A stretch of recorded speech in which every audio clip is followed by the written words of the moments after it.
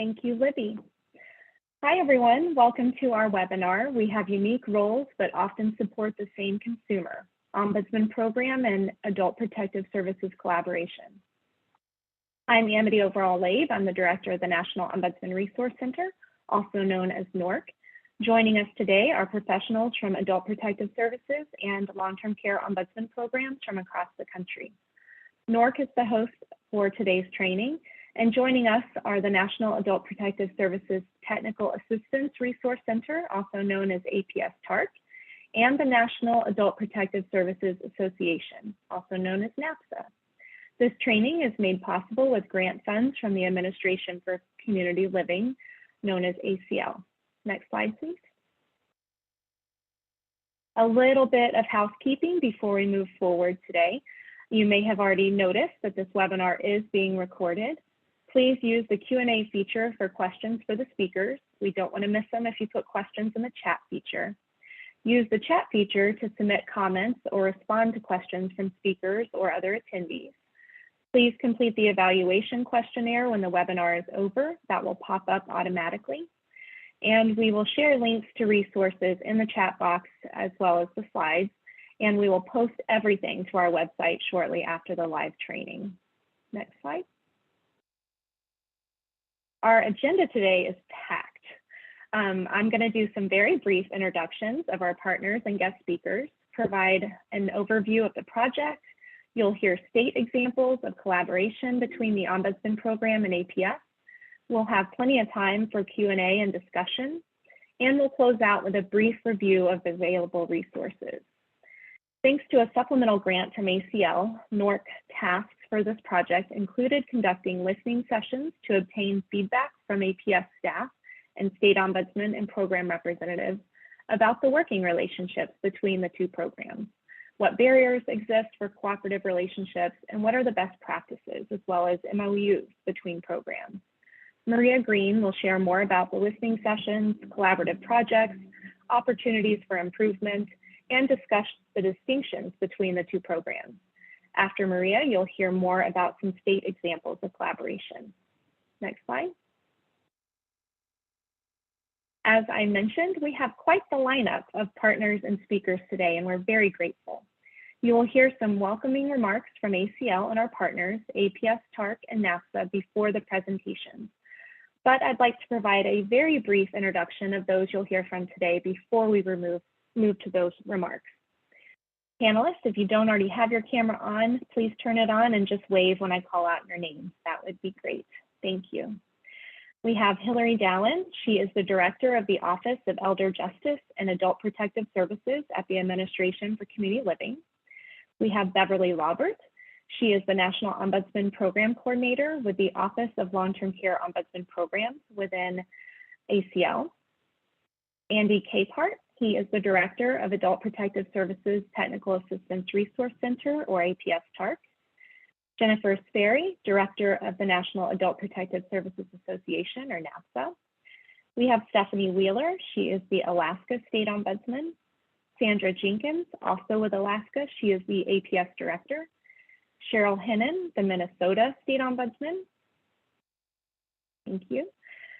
Lynn Gerard, she's the Director of Quality Improvement, Education, and Risk Management at Guardian Angels Senior Services, also in Minnesota.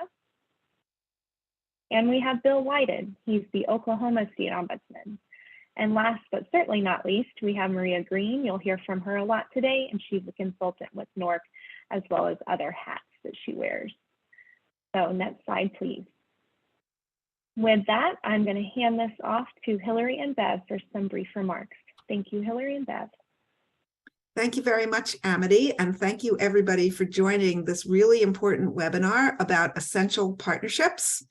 We in the Administration for Community Living's Administration on Aging are very proud to be the federal home for both adult protective services and long-term care ombudsman programs. So we know very well the many ways in which the strong relationships between and among all of you, whether you're ombudsman or APS, benefit everyone, from the experiences of residents, experiences of long-term care ombudsman and adult protective services personnel, and also in communities around this country, small and large, up to and including decision makers. Just a few examples, and I imagine we'll hear more about this later with our 3 state examples, but diverting from institutional placement is one way in which there is, can be and is intersectionality. Fighting eviction from a resident's home in a congregate residential setting, and achieving transition from an institutional to a community setting.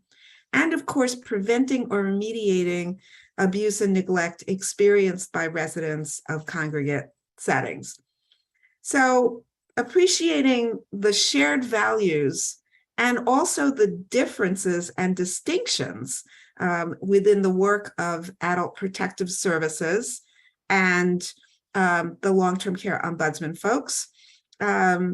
It enriches relationships, practices, and outcomes, along with appreciating the differences. It sounds easy, right? Easy to say. All of you know that it takes deliberative and reflective work to make that a reality. And that's what today's webinar is all about, which is why we're so excited about it. And with that, I'm going to hand off to Bev. Thanks, Hillary. And I especially want to thank Nort on behalf of the Office of Long-Term Care Ombudsman Programs for holding listening sessions. I'm a firm believer in seeking first to understand, and Nort did just that by talking to so many of you and hearing from you, most importantly. You're going to see how Nort and the other resource centers work collaboratively on elder justice issues, and that really is a model for states and ombudsman and APS programs. Identifying Alaska, Minnesota, and Oklahoma as states we can learn from is another great resource for you. And today, I hope that you'll take the examples of mutual cooperation into your work at the state and local level, and also look for gaps that provide opportunities for greater understanding. So thanks again for joining us. It's exciting to see so many people joining us today, and we're all looking forward to hearing what everyone has to say. Thanks so much.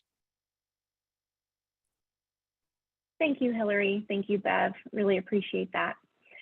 So a little bit about Nort, because I know we have some non-ombudsman program attendees today. For those of you that may not know about us, as Bev mentioned, we are funded by a grant from the Administration for Community Living and operated by the National Consumer Voice for Quality Long-Term Care, also known as Consumer Voice, in cooperation with advancing states. We provide support, technical assistance, and training for state long-term care ombudsmen and their program representatives. So now I'd like to turn it over to our partner organizations, Andy of APS TARC and Jennifer of NAPSA, for a brief greeting. It is always a pleasure working with them, and they were instrumental in sharing information about our listening sessions and today's webinar with the APS network. So Andy, Jennifer, go ahead. Thank you so much, Amity. Hello to everyone. I'd like to thank the National Ombudsman Resource Center for hosting this webinar. As a former Adult Protective Services caseworker many years ago, I know how important it is to collaborate with your local ombudsman. The cases that APS professionals and ombudsmen deal with are very complicated. They often can't be resolved or ameliorated by working alone.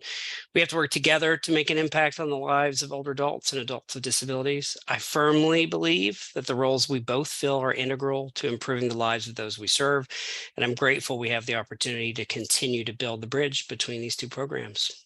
Thanks so much.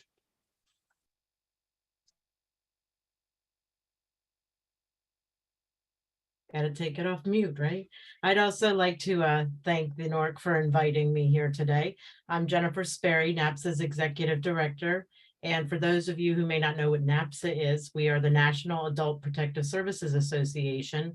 And our goal, we are a membership organization. We really want to provide a forum for sharing information, solving problems, improving the quality of services for those who experience elder and vulnerable adult maltreatment. So for those of you who aren't familiar with NAPSA, check out our newly refreshed website. It's napsa-now.org. Amity's got it up there. But I really, again, want to thank all the APSers. That's what we were calling everyone, last week at the conference. all the APSers on the call, because I do know how hard it is to carve out time during your day with your caseloads, your casework, and you have to put some priorities ahead of time. And like Andy said, the collaboration with the Ombudsman for many of us is so integral to our work. So thank you for being on the call, and thank you for the invite. Thank you, Jennifer and Andy. I too would like to welcome everybody today. I'm excited to share just some of the basic summaries of what we learned. As mentioned, we did the listening sessions both with long-term care ombudsman and adult protective services staff. And so what we learned during those sessions were that we heard a lot about each other's program responsibilities. As you know, that may vary from state to state, and it certainly varies within the state. We heard wonderful stories of collaboration work between the programs. We had examples of information sharing. We talked about significant barriers to effective communications and collaboration. And then we also asked and talked about any consumer resources that either program representatives might have and would be willing to share. Next slide. So in those very important listening sessions, we had a lot of time, we had a lot of quiet time so that people could think reflectively and speak up. What we learned was that there were a lot of states who were doing staff trainings. So they're training each program about the other program. Some had it ad hoc, others had it once a year, others had it as onboarding for either new APS or new ombudsman staff. We had good examples of training of community partners, and in Minnesota, one of the community partners is joining us today to speak. We had examples of specific training endeavors. So based on data, possibly, you know, or what they knew about their state, there was a particular issue they needed to work on. And I believe when you hear from Bill from Oklahoma, they knew of an issue in their state that they needed to address. There were a lot of discussions about facility relocation teams. So when a state decides that the agency decides that there's going to be the closing of a facility. So you'll hear Alaska talking a little bit about that today. There was certainly, and I give kudos to the hard work of advocates in ACL, there was a lot of discussion around the work with multidisciplinary teams, both at the local, regional, and state level, where APS and ombudsman staff and others from community partners meet. There were excellent examples of some alternatives to guardianships work, often that was connected with wings. And then there were examples of coalition, and often the coalitions were more on a regional or state basis. So next slide. So we talk about some of the barriers or the opportunities, certainly for improvement. We heard that there was a lack of introductions, just basic introductions. Hi, my name's Maria. I was such and such program. Who are you? How can we work together? And I know that the COVID pandemic interfered with that some, but now that more people are out and about, fully back out in the community, I think it's a good chance for people to introduce themselves to each other. There was a general basic lack of knowledge about program responsibilities in some states and areas, and the good old rumors, myths, and then truths about how things were done in the past and present by each program. So a lot of, you know, who does this? Who does that? No, it's our work. No, it's their work that needs to be addressed. And then last but not least, one of our favorites, the bureaucracy hurdles, especially for those states or even regions or down to the county level, trying to get approval for written agreements between programs. That sometimes a lot of people just ended up with working drafts because they couldn't get the final approval through their various bureaucracies. Next slide, please. So there, kind of the flip side of saying, here's the barriers, I'd like to say, here's the opportunities for improvement. And that's to do some joint cross-training. You'll hear about those examples today. I do introductions, please, both of your state and local program staff. Heard one example of, like, instead of happy hour, it was, well, something similar to happy hour is after work. But APS and Ombudsman were gathering at local spots to introduce themselves. So that was a cool example. I think, too, we need to seriously look at prioritizing abuse, neglect, and exploitation of residents living in facilities. It's not always the case in every local, state, or region that there is that priority for the abuse that's occurring for people living in facilities, whether it's nursing homes or residential care facilities. And then I think there's definitely things to be worked on in developing those working agreements between the two programs, because when people leave, and I think that contributes to a lot of this, when people leave, they don't know what the prior director did or didn't do, or whose responsibilities each program had. Next slide. So I have a poll question, and Libby is going to help start this poll. And the question is, does every state have a responsibility to investigate abuse, neglect, or exploitation of people living in nursing homes and residential care communities?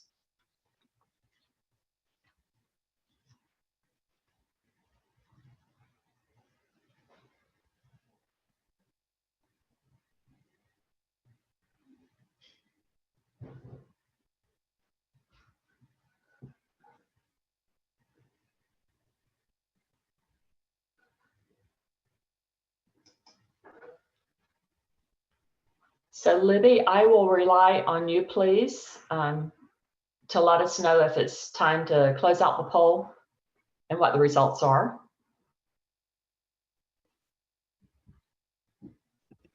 Looks like we're slowing down, so I'll go ahead and end it. Okay. And then here are the results. It's 63% said yes, 27% said no, and 10% said not sure. Okay. I thank you all for participating in the response, especially the ones who said they're not sure. You know, it's always good to check and find out in your states. So let's look at the next slide, please. I'll give you one example. It varies significantly for adult protective services what their program responsibilities are for the actual investigation of abuse, neglect, or exploitation in long-term care facilities. So one example is APS may only investigate abuse, neglect, exploitation if the alleged perpetrator of the suspected abuse, neglect, or exploitation is someone not employed by the facility. If the alleged perpetrator is a facility employee, in some states it's the licensing and certification agency and local law enforcement that would do the actual investigation. Okay, so on the next slide, we have another poll that Libby will start for us. This pertains to the Ombudsman program. Does the long-term care Ombudsman program investigate allegations of abuse, neglect, or exploitation of people living in nursing homes and residential care communities? So if you'll provide your response now, please.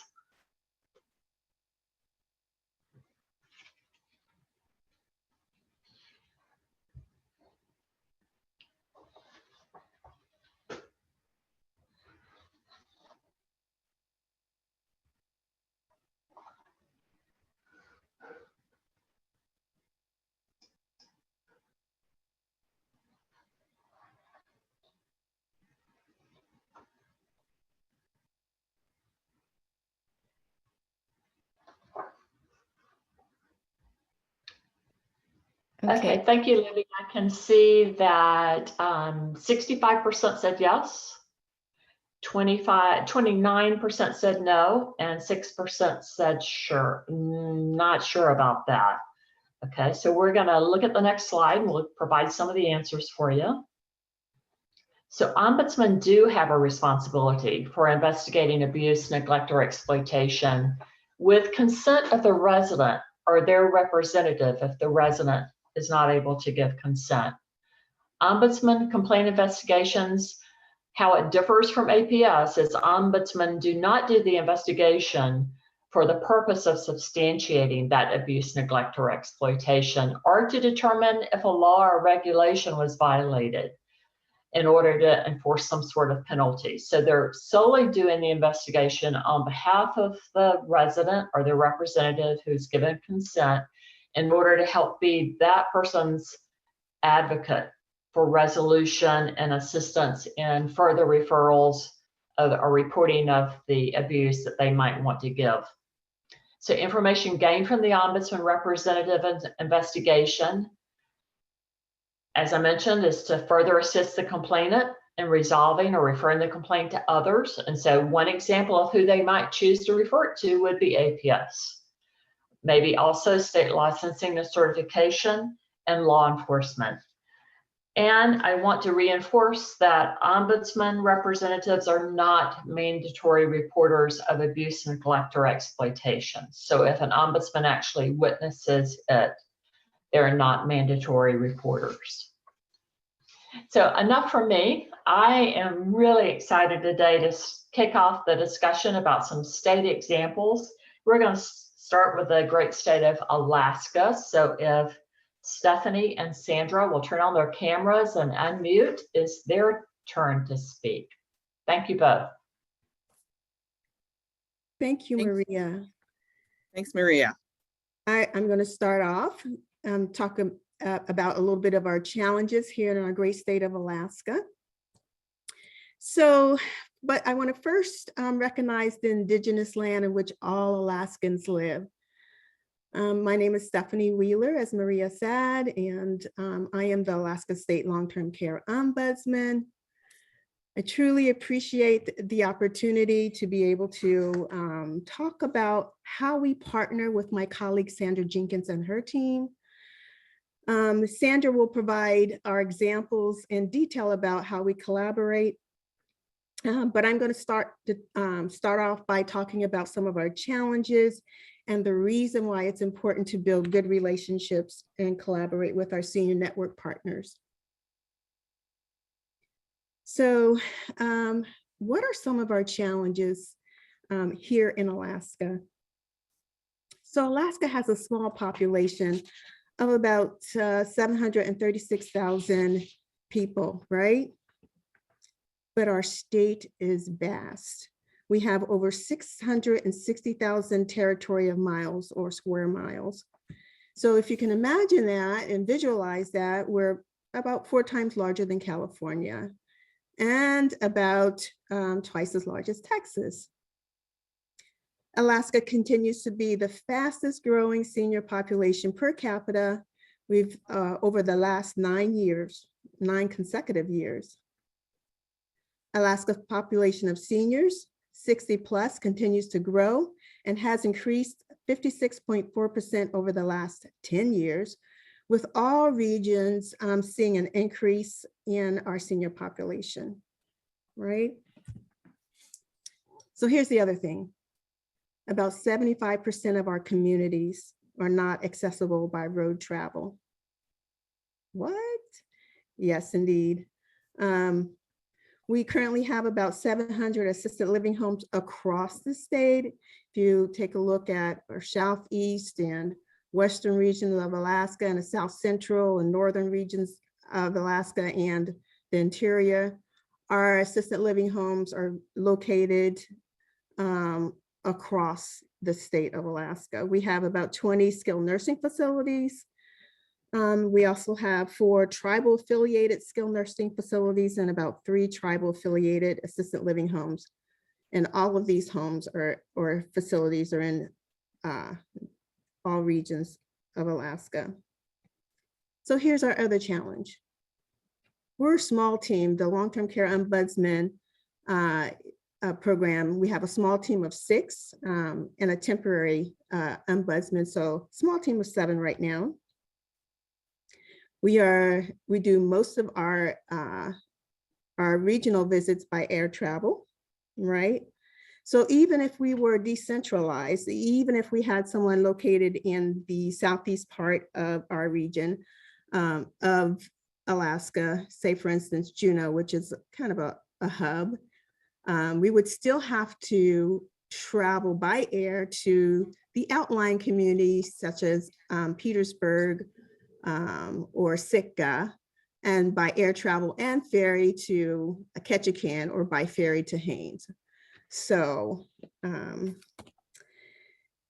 we are lucky in that our partners, APS does have some offices in both the northern region of Alaska and also in the southeast area of Alaska. The other challenge for our office, we're a small team of 7, our travel budget is limited, right? So just one interesting fact for 2021, this was our first year of seeing abuse, neglect, and exploitation that ended up in our top 5 complaints for skilled nursing facilities. So all the more reason why it's important to collaborate with our APS partners. We do have a volunteer program. Our challenge there is that about 68% of our volunteers became inactive when COVID hit. So we're slowly, gradually rebuilding our volunteer program. We went from about 70 active volunteers to now about 24. Right, so collaboration is key to our work in protecting the health, the safety, welfare, and rights of seniors in Alaska. And now I'm going to turn it over to Sandra, who's going to talk more about detailed examples of how we work together well, and how it is important to build those intentional relationships across our state. So Sandra. Thanks, Stephanie. Can we You're get the welcome. next slide? So building a relationship with APS and long-term care ombudsman, I have to say I've been with APS, as I am the administrator of APS in Alaska. I've been with APS for 13 years, and it's not always been the relationship between the Office of Long-Term Care Ombudsman and APS. It's not always been a great relationship. So when I was hired as a manager for APS in 2000, I want to say 18, I was tasked with building community partnership relationship. And so I started with the long-term care ombudsman because we work so closely together with our consumers. And we started out with, it was the ombudsman before Stephanie, and I met with her and we talked about barriers to working together. And one of the things we learned is that it really starts at the top. I mean, it starts with the managers and the directors and building those relationships that it helps to trickle down to the staff. And I think that's an important piece in working together for our community, is starting with building that relationship. So that's what I did with Teresa Holt, was the long-term care ombudsman before Stephanie. Then when Stephanie took over, I had been working with her prior in her other job and doing some training for her, and had great respect for the work that she was doing with the population we were serving together. And so it was easy for me to connect with her and jump in and say, hey, how can we do this together? Because when we work together as an agency, our community wins, you know, our consumers win. So we started working together on WEHAB, which is the World Elders Day task and training. We also got a grant together, she got part as well as I did from ACL, and we did some work together with town hall meetings, and, you know, having APS there to give a presentation to the residents of the long-term care facilities. The other things we started to do back when Teresa was long-term care ombudsman is we started having lunches together, breakfasts together, hosting breakfasts for each other's team, and coming in talking about how do we build rapport, what's working, what's not working, you know, and looking at boundaries. Who's like our long-term care ombudsmen or advocacies.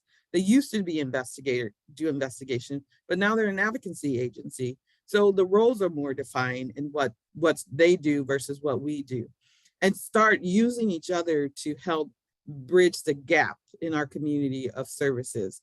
And also bridging the gap, like Stephanie said, we are a large state with a population that is very well spread out. So it's very hard to get to some of those populations. So what we do is we utilize each other's to help with, looking into talking about long-term care, talking about abuse, neglect, and exploitation, and looking into, for us, investigations. We work together with APS in Alaska is tasked with whenever there's an assisted living home where the license has been revoked. Our role is to move those residents to a safe location and to ensure their safety.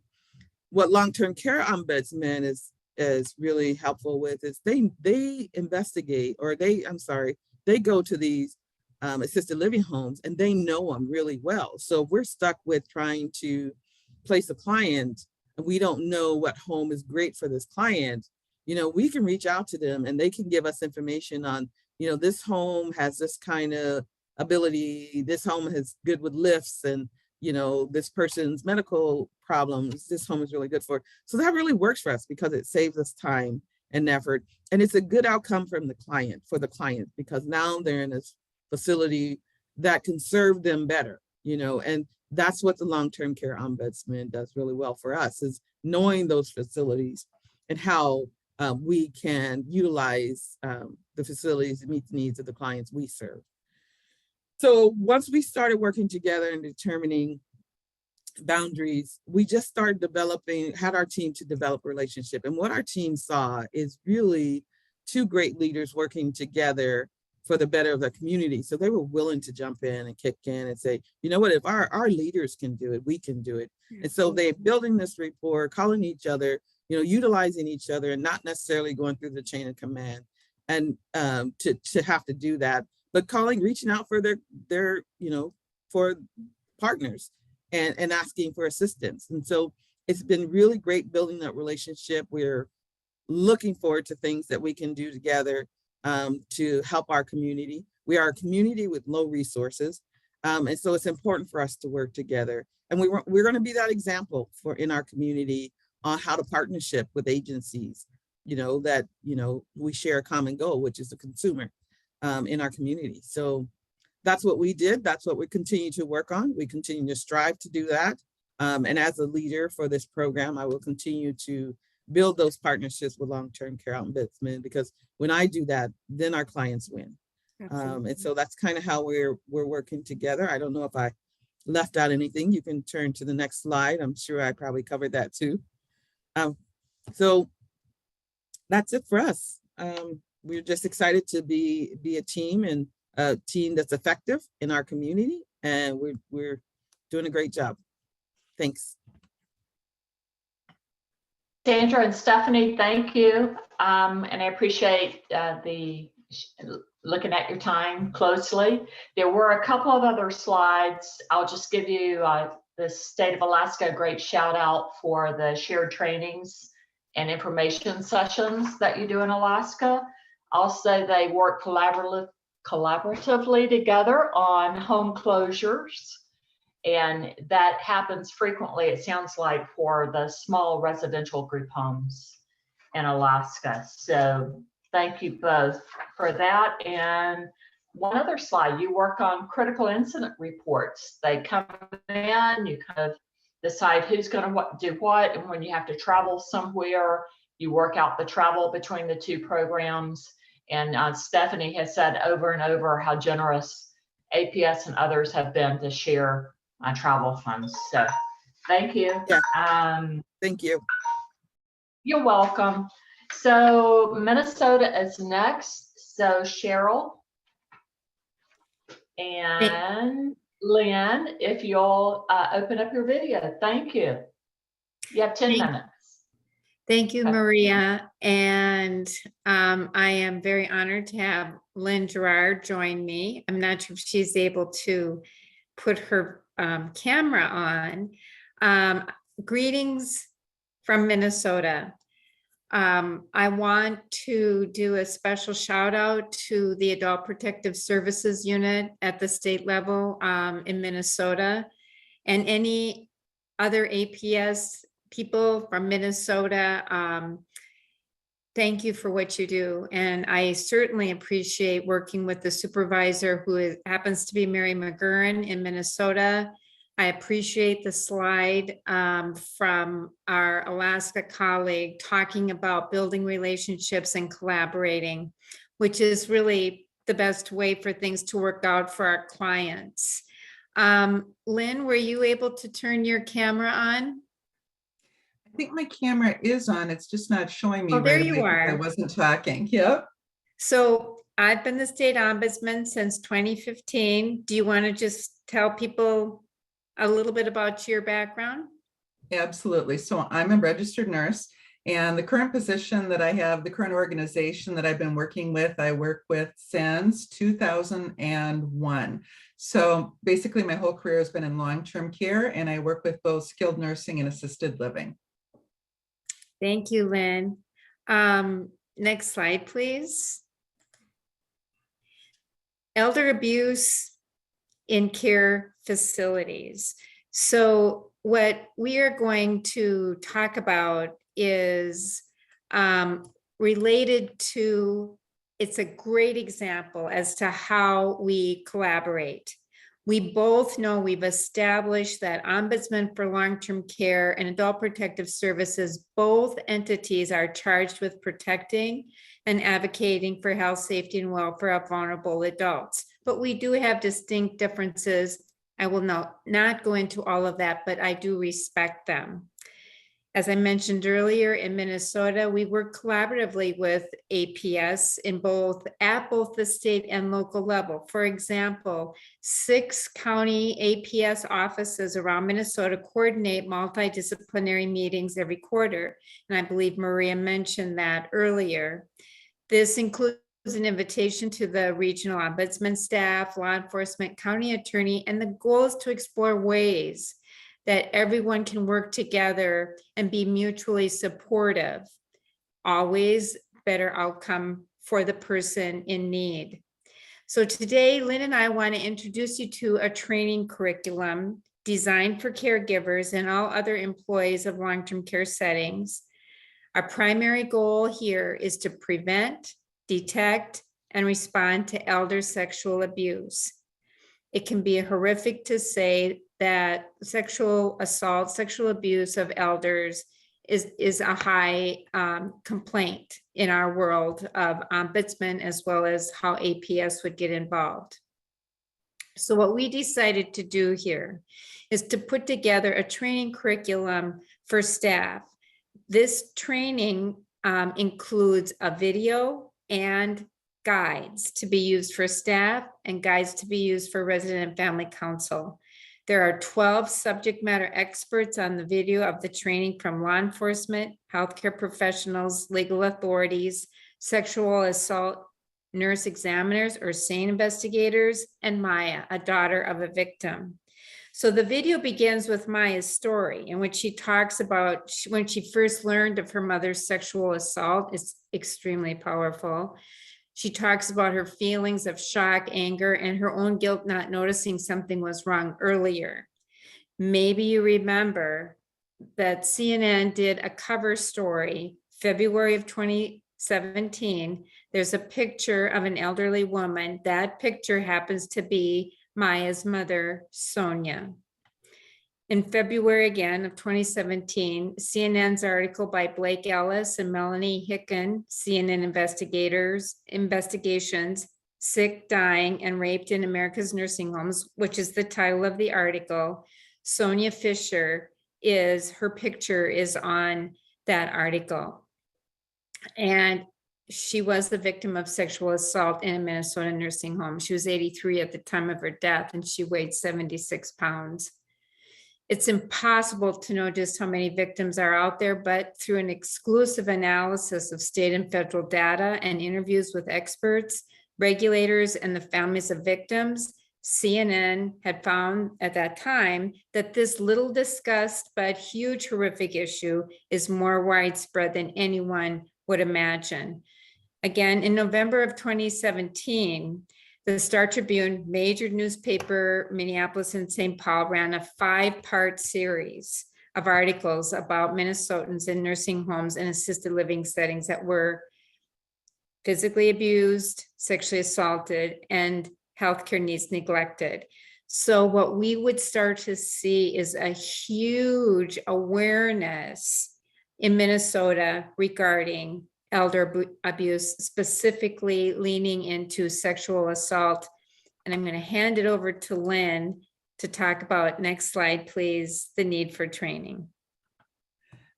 Sounds good. Now, unfortunately, these were the reports from Minnesota, but we know that this is a problem in every state in the country. And we know that people find it hard to believe that somebody would sexually abuse an elderly individual in a nursing home or an assisted living setting. However, this is where our most vulnerable population resides. This is where we have people that are at the greatest risk. The statistics would tell us that out of the elder sexual abuse, 70% of that is occurring in the long-term care setting. So 70% of elders that are sexually abused are entrusted to the care of our facilities. And out of those sexual abuse, got tied up there already. Out of those adults that are sexually abused, only 30% of them are going to report it, unfortunately. When we look at the statistics that are there, more than 16,000 complaints of sexual abuse that have been brought in, but these are the complaints that the state ombudsman is aware of. So we know those numbers are greater. We have that number. We have only 30% that are reporting. We know that in Minnesota, there's a growing number of complex and troubling cases. And we know that our people that are most vulnerable, are people that have advanced dementia, are people that cannot physically resist, are those people that are at risk for sexual abuse. In the training that we do, Dr. John Brosey is speaking in there. He is the president of Associated Clinical Psychology here in Minnesota, very well known. And he really talks about whenever you have individuals that are in positions of power, that are caring for individuals that are so very vulnerable, this is when we need to be particularly cognizant of any type of abuse that might be occurring. This is why when we train our staff and we work with our staff and creating that culture of safety, it's so important to explain that this is something that can happen in your building. And it's really hard because nobody wants to bring in their new staff member. You introduce yourself to them. It's your first day of training. You're training them on vulnerabilities of our resident population. And then you start talking about sexual abuse occurring in nursing homes. And then you hope that they're still there for the rest of their orientation, unfortunately, because it's very troubling to hear. But it's really important that as we train our staff, we let them know that this happens. We want them to be cognizant. We want them to be listening. We want them to be on the lookout for and know what to report to us.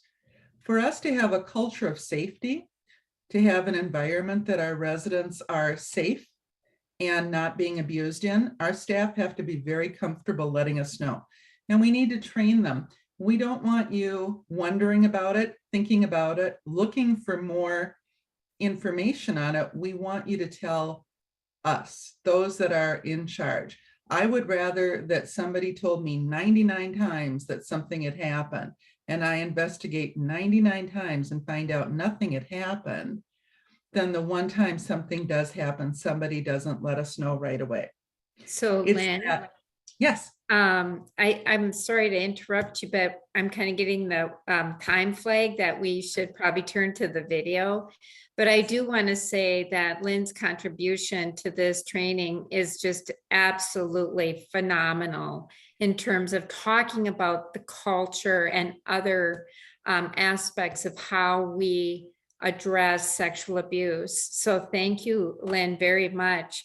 The next slide, I know if you could just briefly go I'm not going to read this because I do want to jump to the video, but the important thing to remember is this is an extremely important example of how the Ombudsman's office worked with the Adult Protective Services, did an extremely good job going through all of the content so that we got it right, including discussing the vulnerable adult law.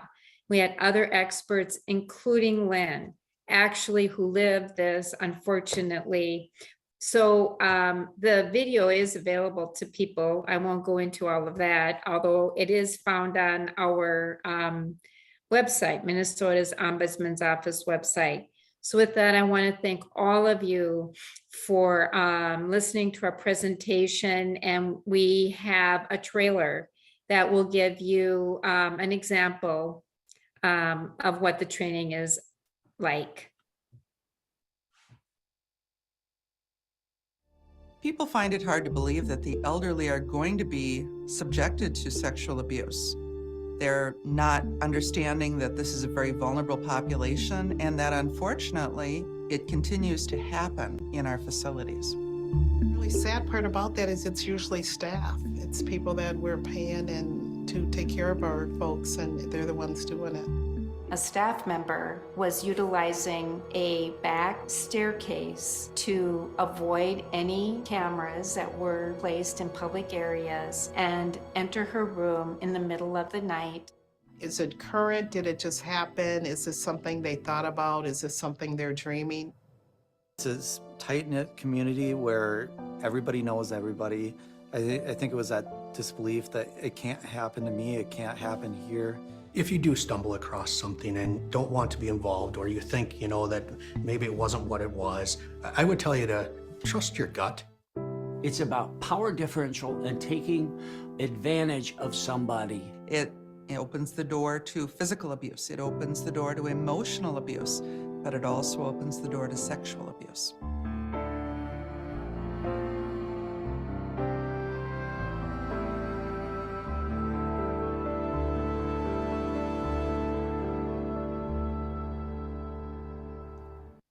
Thank you, everyone. Thank you. Thank you, Lynn and Cheryl. And next is Bill Whited.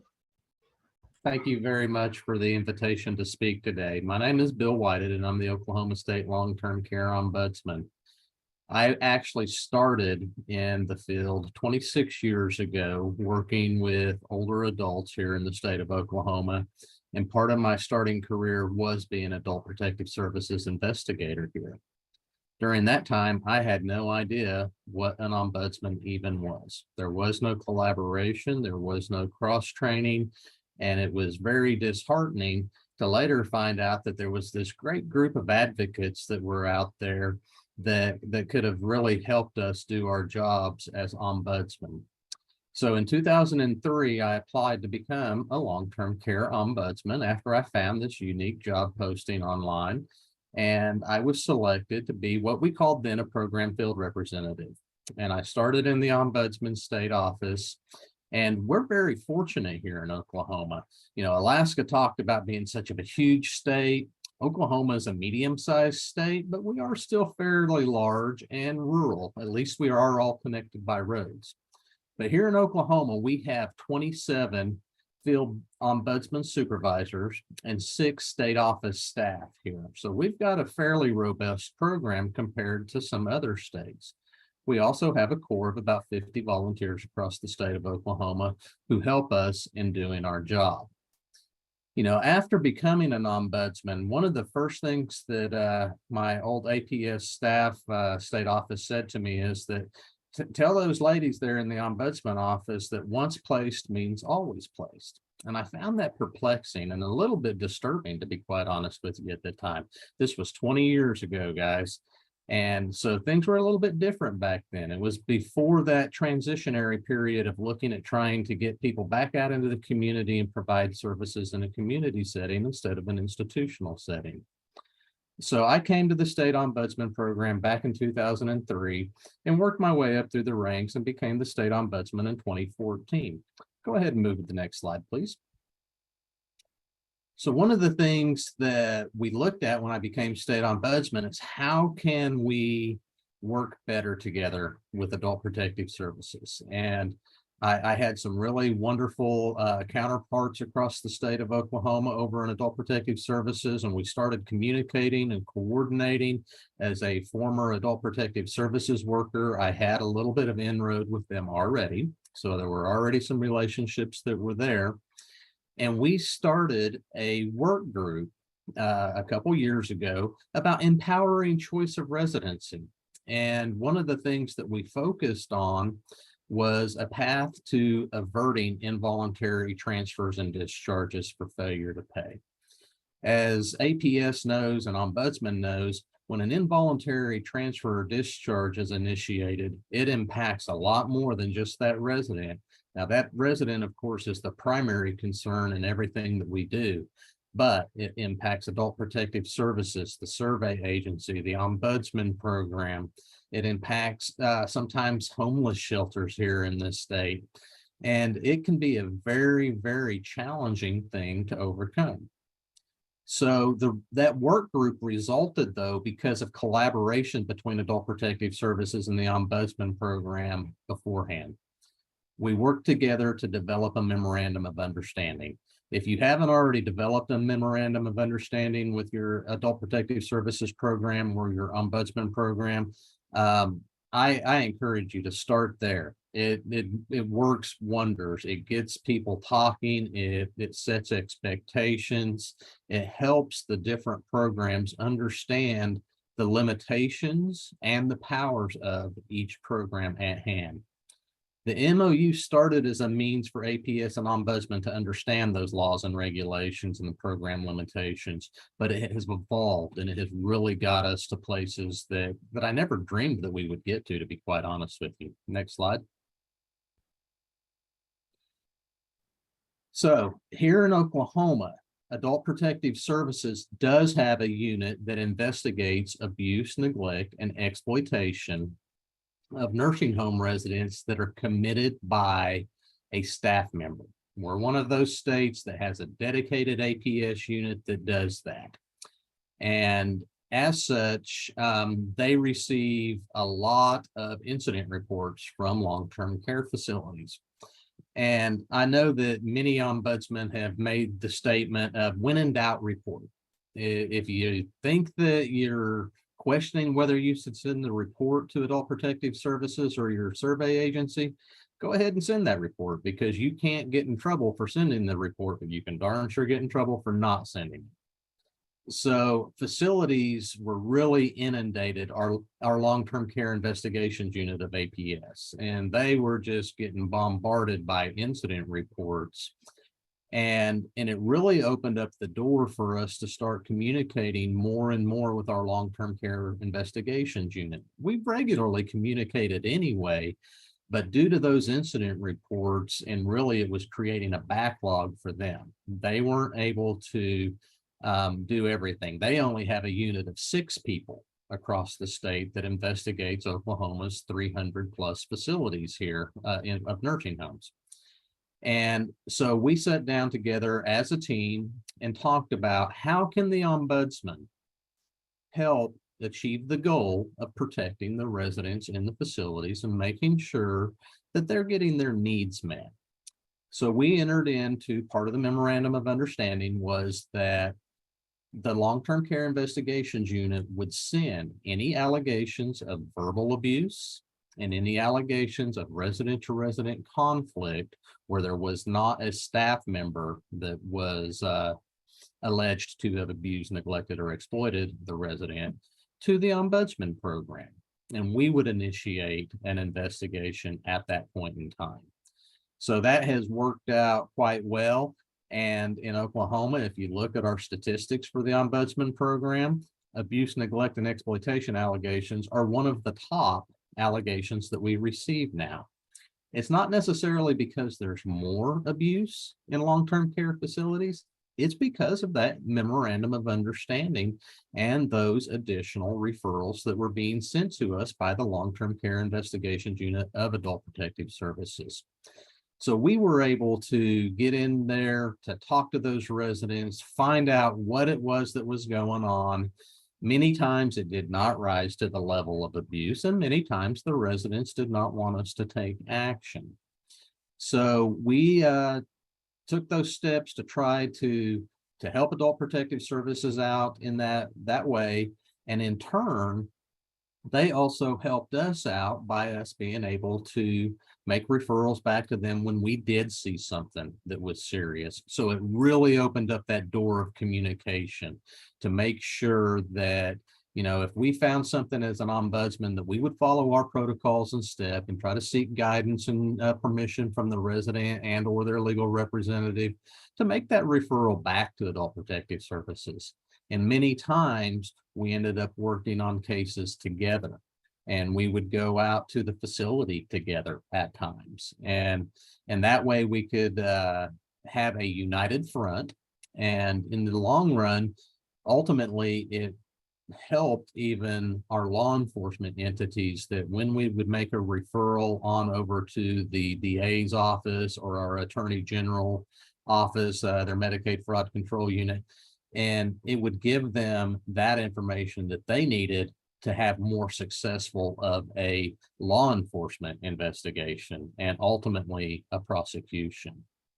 That led to that increased communication and that mutual interest arising, and gave credence to the creation of that work group that I spoke of. Next slide, please.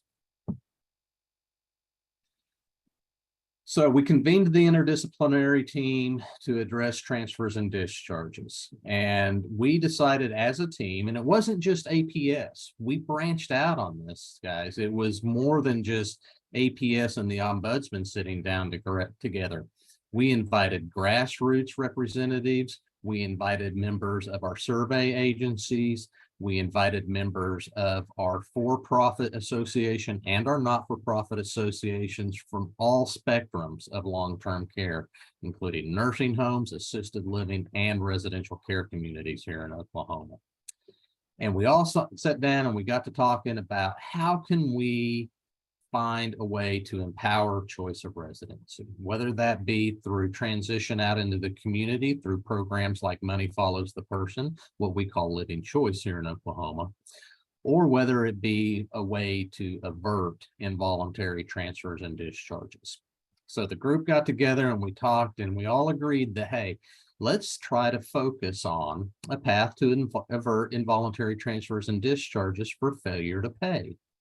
It's something that we all really felt was kind of the easy thing to agree upon, even amongst the industry. The industry didn't want to kick residents out for failure to pay. Residents didn't want to be kicked out for failure to pay. The ombudsman wanted them to stay. APS didn't want it to end up on their lap either. So we really felt like this would be kind of what we described as the low-hanging fruit of being able to agree on something to start our work group off on a positive note. But boy, were we misjudging it. It is not the low-hanging fruit. Involuntary transfers and discharges for failure to pay is a very complex and very difficult topic. And we brought in some individuals to help us with that. We did not recreate the wheel. We utilized the Georgia model. Back when Becky Kurtz was the state ombudsman in Georgia, she had created a process that really worked with APS and the ombudsman and others to try to address these involuntary transfers and discharges for failure to pay. And, you know, Becky had left that position, and we invited in the new Georgia State Ombudsman and had her sit and talk to us and tell us about what Georgia's experience was. And this was quite some time after Georgia had implemented their model. So we kind of latched onto it and created our own model from it. And we process mapped a very complex system. One of the neat things about the Adult Protective Services and Ombudsman program here in Oklahoma, we recently combined in divisions. Now we're under separate supervision, so we have that ability to not have the conflict of interest that ACL says we can't have, but we were able to work together, and our new director over our agency is a business processing engineer. And he came in and he talked about, well, let's map this. Let's see where the critical junctures are at and the critical points are at. And the Ombudsman program and APS and the rest of the work group got together, and we literally process mapped all of this and who has a role in it. We brought in our protection and advocacy organization, and we identified those critical junctures that must occur in order to avert involuntary transfers and discharges for failure to pay. Next slide, please. So we created processes and pathways to avert those involuntary transfers and discharges. We created timeframes for when referrals should be made. The Director of Adult Protective Services created a letter, an informational letter about what it is or what really financial exploitation is, to define what financial neglect is. And it's a standard little form letter from APS that facilities can send out to the payer that is failing to pay the bill, to educate them about the importance of paying the medical bill. The nursing home bill or the assisted living bill usually is the most pressing need for the residents' further well-being. It's not paying other items, and it's definitely not diverting that resident's resources to another person. And we created a process by which they could start that process within a specific time frame, notify the Ombudsman, notify Adult Protective Services, which gave the ability for our Medicaid units to process hardship requests when we discover that there is financial exploitation. It creates a financial barrier. And, a lot of times residents get denied for Medicaid based on a transfer of resources. And so if we were able to investigate and show that financial exploitation occurred, that opened up that door for that hardship request through the Medicaid process, which in turn gets the facility paid and ultimately averts that involuntary discharge. So that one of the things that we ran into that was really difficult in this situation is, how do you train a large group of providers, APS workers, ombudsmen across the state of Oklahoma in the middle of a pandemic on these processes, on this new really protocol that we were creating to try to avert these involuntary transfers and discharges. So we did a Zoom training. We completed that Zoom training back in March, and we had, I want to say it was 596 people off the top of my head attend the first Zoom training, and learned more, and gave them those resources, gave them the letter from the director to APS, showed them the process map and the critical junctures that were really identified to help avert those involuntary transfers and discharges. And then since that time, we've done smaller in-person trainings on that process, where we went and presented at the provider conferences that they've had across the state. As COVID has, it's not gone, but it's a little bit better than it was. We are doing some in-person things now. And this all started with a collaboration between the Long-Term Care Ombudsman Program and Adult Protective Services, and that MOU that we worked on. So while at times there are challenges between APS and the Ombudsman Program, the more the two different programs understand one another, our limitations and our guidelines and laws and rules that we must follow, the more we can work together and actually impact positively the lives of the residents we serve.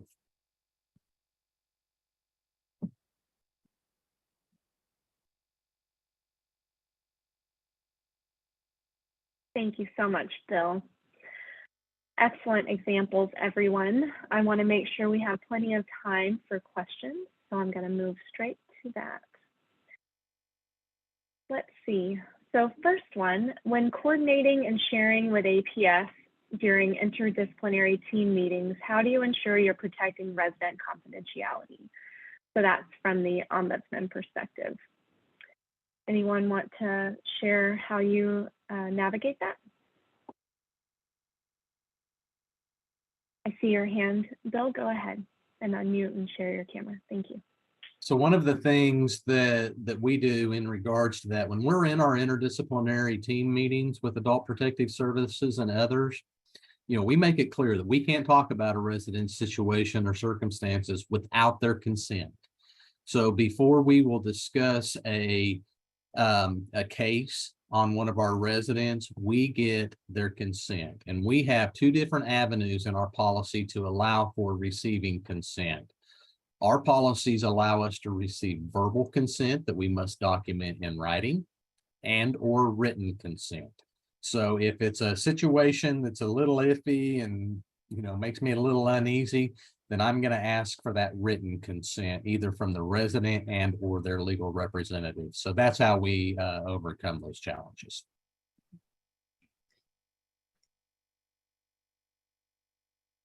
Thank you. Stephanie, Cheryl, did y'all want to respond to that? Oh, hi, Stephanie, go ahead.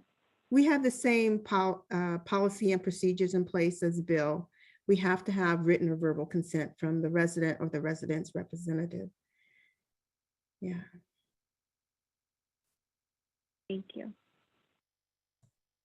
And for any Ombudsman programs that are listening in, if you have best practices around this, in particular a form, a document, anything that other programs could borrow from instead of recreating the wheel, feel free to email that to us. So I'll drop our email address in the chat and you can send that to us so we can share it with your peers and have it in our internal files. Another question, does Adult Protective Services need consent from the resident to proceed like the Ombudsman needs, particularly when dealing with sexual abuse? Good question. Anyone from the APS side want to respond to this? Thanks, Sandra. This is Sandra. In Alaska, Adult Protective Services, when we run across a sexual abuse case, we refer it to law enforcement first and allow them to do what they need to do to ensure they get all the evidence they need. Our job is to keep the adult safe. Their job is to investigate the abuse, neglect, the sexual abuse. And once they're done with theirs, then we ask them for permission to do our investigation. In the meantime, we are keeping the adult safe by every means possible. But we don't need permission to, especially if the adult lacks the ability to make decisions and it's a criminal case, we just pass it on to the law enforcement team here in Alaska.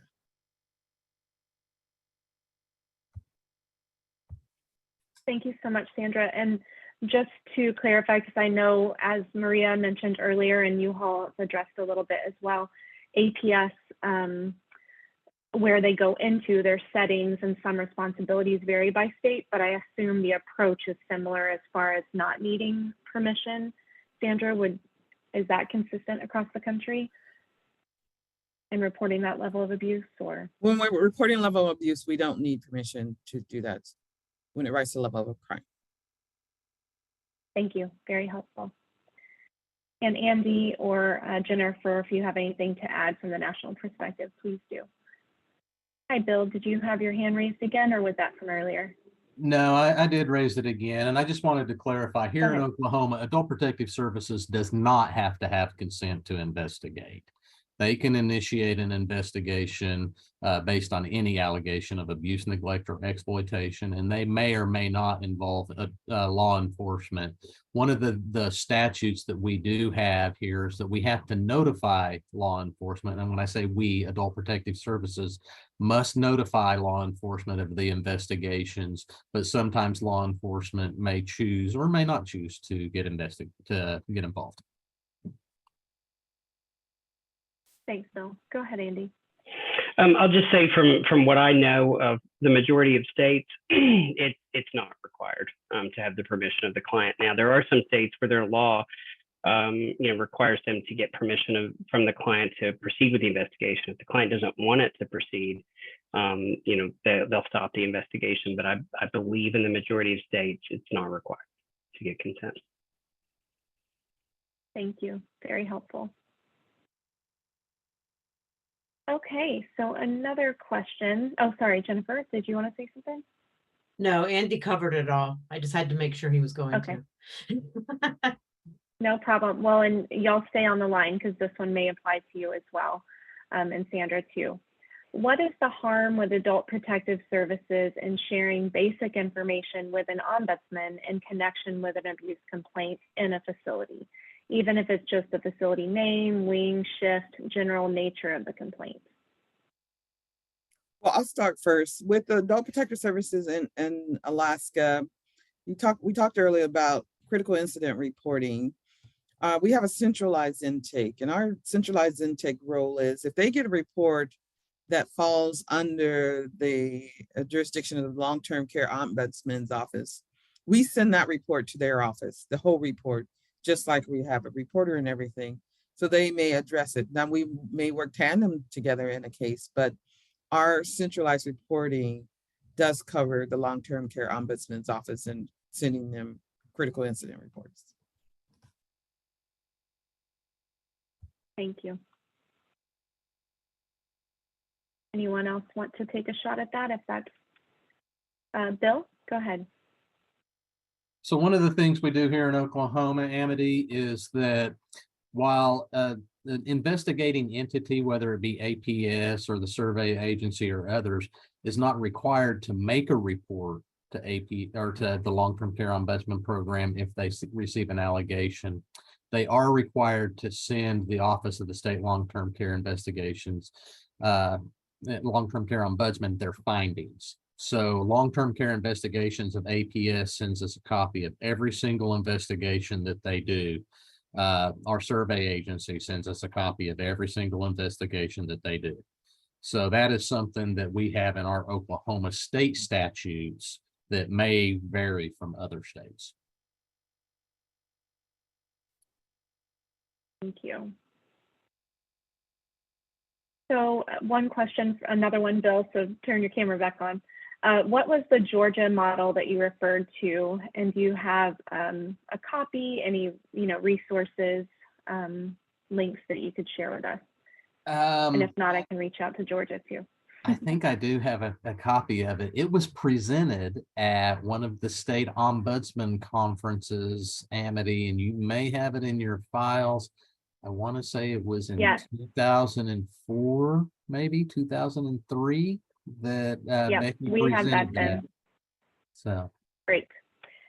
Okay, well, to you that asked the question and everyone else that's interested, I'll make sure we pull that up and see what we can share on the public side of our website as a material from this webinar.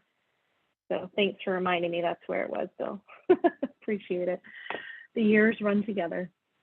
Okay, so a question for Ombudsman. When you get these incident reports, are you using them as a referral or complaint, and then you go visit the resident? Is that your approach when you receive the incident reports?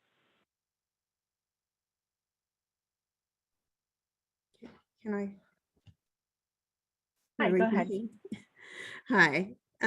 So the Ombudsman's office, like Sandra mentioned, we have a central intake where we get an opportunity to review all critical incident reports as it relates to residents in long-term care settings, right?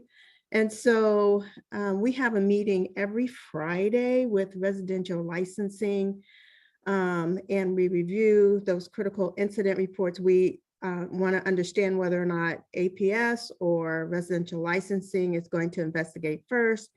Then we take a back seat until they finish their investigation. And then if necessary, we'll go and visit the resident and their facilities. That's how we handle our critical incident reports. Thank you. And we are a little bit different than Alaska in that instance here in Oklahoma.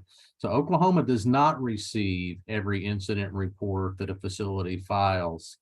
And the incident reports that we do receive come to us typically from Adult Protective Services, and they will send them over to us and we will screen them. Most do end up in some type of ombudsman case being opened where we send an ombudsman out to talk with the resident and seek their guidance and direction of whether they want us to take any action.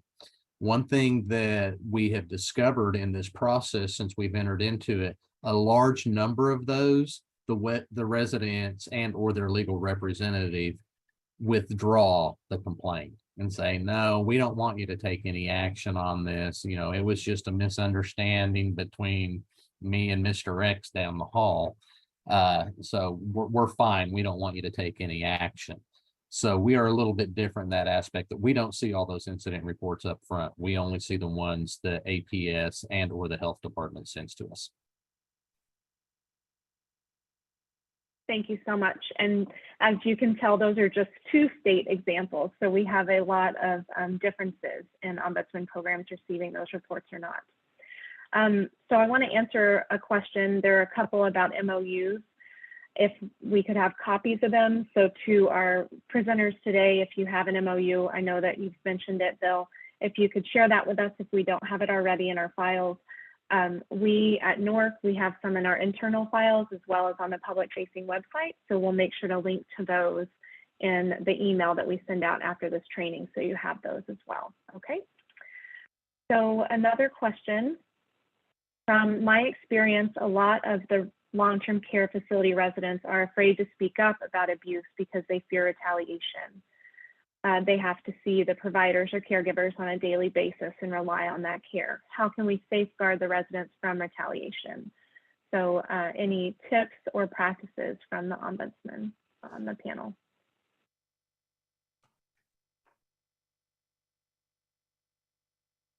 I've got a lot to say, I guess, guys. So here's one of the things we do in Oklahoma to try to safeguard residents. When we go in and we initiate a investigation into a complaint, we never go directly to that resident first. So we'll go in just like we're doing a regular routine visit, and we'll walk around the facility and we'll talk to other residents. And really that way, a facility or others can't pick up on who we're necessarily there to see. We do our best to try to make sure that we put up that smoke screen a little bit. Typically, when we go into a facility, we're asking for a resident roster, and we'll go around and we'll talk to as many residents as we possibly can before we'll ever sit down and actually talk to the resident that the complaint we received is about. While that can't prevent all retaliation, and it definitely doesn't always prevent fear, it does help hide who we're there to see necessarily, and makes things a little bit better, in my opinion. Thanks, Bill. I thought I saw another hand raised. If not, in addition to what Bill said about just kind of regular practice during visits, I think if there's a specific complaint and a resident that is really worried about retaliation, Ombudsman will follow up with them more frequently, just stay in touch throughout the complaint process, even more so than they normally would, follow up after the complaint was resolved and closed out, just stay in touch frequently to stay on top of that, as well as visiting more often, just having more of a presence in that facility as much as possible. So I think that would help act as a deterrent to show a presence. Stephanie, go ahead. No, similarly, Amity, we kind of do the same thing. So yes, great points. Excellent. Excellent, thank you.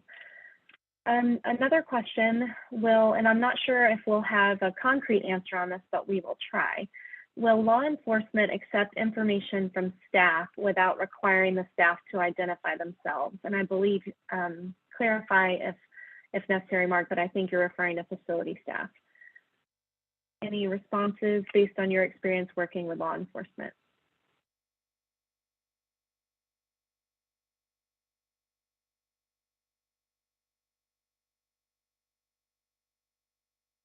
Okay, if our speakers don't have anything to share, or ACL or anyone else in their experience with law enforcement, I would think that you can report anonymously, and that they wouldn't require that information, at least based on my limited experience with those reports, but I'm not 100% sure. So we can look into that a little further. Good question. So this is Hillary. And I think the issue we're going to run into here is, depending on state law, are these facility staffers mandated reporters? Because if they are, that obviously is going to have some implications for the anonymity that may or may not be afforded to them in making a report. So it's a delicate kind of a question. And I would say it may be one that an ombudsman or an APS staffer might want to consult with supervision, and maybe even with counsel about those kinds of things, to better understand how they can be a positive player in these very, very delicate situations. Well, and to support that, I agree that it would be helpful to consult with your legal counsel or even any partners you have in legal services about that. But I would really focus as an ombudsman and working with facility staff and just reiterating that they are the mandatory reporters, and it's really their job to figure out how to report it, to meet their policies and procedures within the facility as far as reporting out to administrator or director of nursing, but also adhering to whatever federal and state requirements that they have. Totally agree.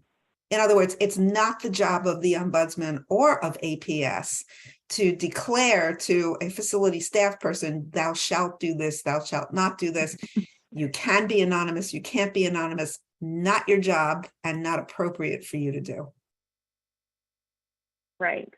And then, of course, there is the requirement to report any type of possible crime to local law enforcement, which a lot of this abuse would be considered a crime. So yes, they should be reporting. So thank you very much, Hillary, for chiming in. Appreciate it. So I believe we have time for a couple more questions. Let me pull this one up. Do you have any examples of these partnerships between the Ombudsman Program and APS? If you're having an effect directly or indirectly trying to divert potential guardianships and go to more of a person-directed means of decision support. So does anyone have an example on the panel, any speakers about work that has diverted guardianships potentially?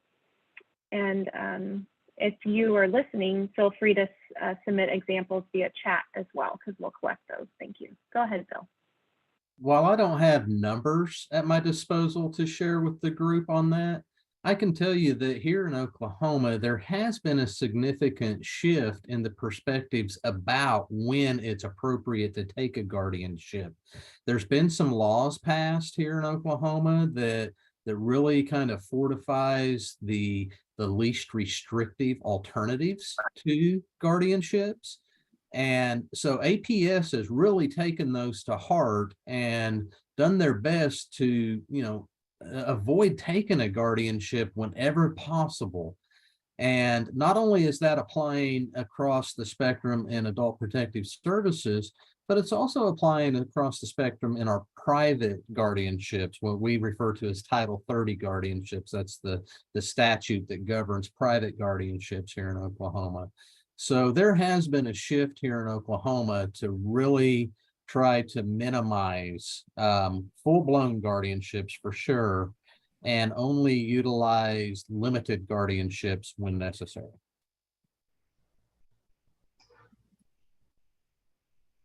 And Amity, I did a quick check of my notes, and I have on my notes that West Virginia has been doing some work on guardianship, least restrictive guardianship options, and they're doing that in coalition with their WINGS, WINGS work. Thanks. Excellent. Thanks, Maria. We will follow up. I will take a note right now. And this Thank is you very Hillary much. again. If anybody is interested in more information about WINGS and how you can start one if you don't have one, and how you can maintain one if you do have one, with or without direct funding from the federal government, we would be very happy to consult with you either directly or through our various resource centers that are so ably represented in this webinar. Thanks, Hillary. And good point. We have some information on our website about WINGS, and we have some ombudsman programs that have worked closely with WINGS as well. So y'all will see in a few slides when I go through the resources, all of our contact information. Feel free to reach out to any one of us and we'll get you where you need to go. Maria, did you have something else? Yeah. Okay. All right. So I think that is all for our questions, only because I need to share these resources with y'all and close out on time because I know you all have a lot on your plate that you need to get to for the rest of the day. Thank you all so much, presenters and Hillary, for responding to those questions. So to run through some resources, next slide. This is largely for the APSers, thanks Jennifer for that term, that are on the call today. Wanted to share this resource with you. Ombudsman programs hopefully are already aware of this, but it's a very simple one-page fact sheet if you're working with any of your clients that are in facilities or receiving long-term services and supports and you want to connect them with the Ombudsman program. This provides a great overview. Or if you're training some new APSers and they want to understand what the Ombudsman does, especially related to abuse, this is a very simple resource that you can refer to. And then on our website at the About the Ombudsman program, we have a lot more information, including a brief video introducing the program. Next slide. This is for anyone that really wants to get in the weeds, of course, the Ombudsman program on the call, but APSers, if you want to figure out what the Ombudsman would actually do in walking through a case involving an allegation of abuse, please refer to this reference guide. It pulls out and highlights federal requirements related to Ombudsman program work, all those pertinent requirements, some key points, and then actually walks through scenarios involving allegations of abuse and what the program can do. Next slide. These are a couple resources, again, about complaint processing, specifically related to abuse.